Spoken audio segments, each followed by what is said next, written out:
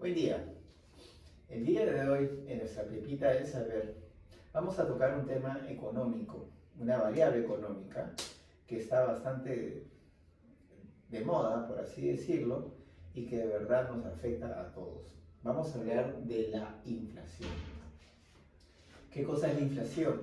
La inflación es la subida del nivel de precios de toda la economía, ya sea la subida de los alimentos que consumimos, la subida de los precios de la educación, la subida de los precios del calzado, de la vestimenta, del transporte, de la gasolina, etc. Todas estas subidas de precios nos va a generar inflación.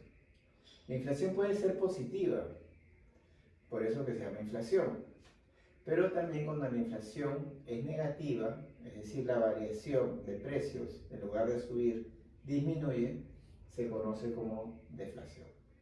Entonces, vamos viendo que la inflación siempre parte a través de los precios. Hay dos maneras de poder calcular la inflación.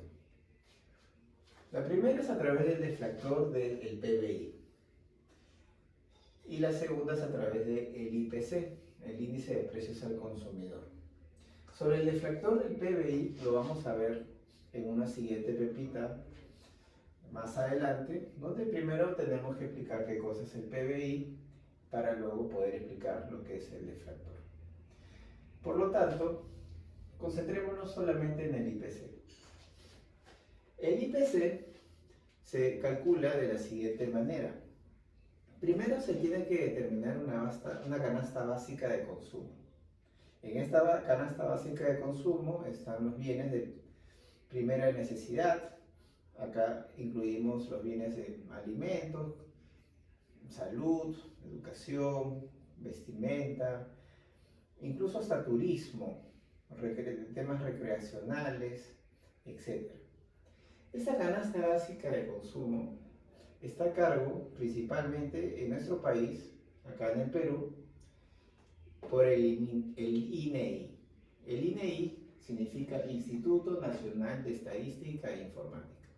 Ellos se encargan de hacer encuestas todos los meses para poder determinar e ir graduando los precios de los bienes que están contenidos dentro de esta canasta básica.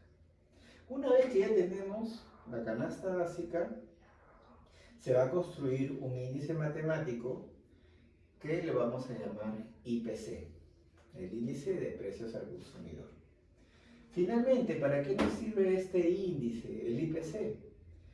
La variación porcentual del IPC es lo que nosotros le llamamos inflación.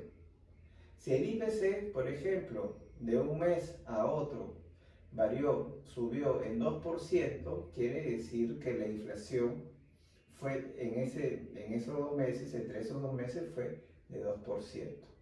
Se puede medir de manera trimestral, que es lo usual, y también de manera interanual. Digamos que son los periodos más comunes. ¿De acuerdo? Entonces, y acuérdense que la inflación siempre va a estar expresada en porcentaje. Ahora, ¿cuál es el organismo del gobierno encargado de controlar la inflación? El Banco Central de Reserva del Perú. Todos los bancos centrales de reserva, todos los bancos centrales del mundo son los encargados de controlar la inflación. La inflación, para poderla medir, tenemos lo que llamamos, queremos llegar a un objetivo. Ese objetivo no podemos ser tan exactos. Quiero que la inflación sea para este año de 2.7%. Es un poco difícil. Entonces lo que se determina, lo que se hace es, se pone un rango meta. Los bancos centrales se ponen un rango meta. ¿Qué quiere decir? En nuestro caso peruano, la inflación debe de encontrarse entre el 1% y el 3%. Ese es el rango meta de inflación de nuestro Banco Central. Si el Banco Central logra que la inflación cayese dentro de este rango, aprobó, ¿sí? Y bueno, después el Banco Central tiene mecanismos para que cuando la inflación se sale del rango, ya sea por debajo, ya sea por encima, hay ciertos mecanismos que nosotros vamos a ir aprendiendo a lo largo de las pepitas que yo les voy a ir contando. Muchas gracias por atenderme, espero que les haya servido. Si tienen alguna duda, no duden en escribirme al inbox y, como siempre, algún tema de interés en especial, también encantado de poder presentarlo. Muchas gracias y buen día.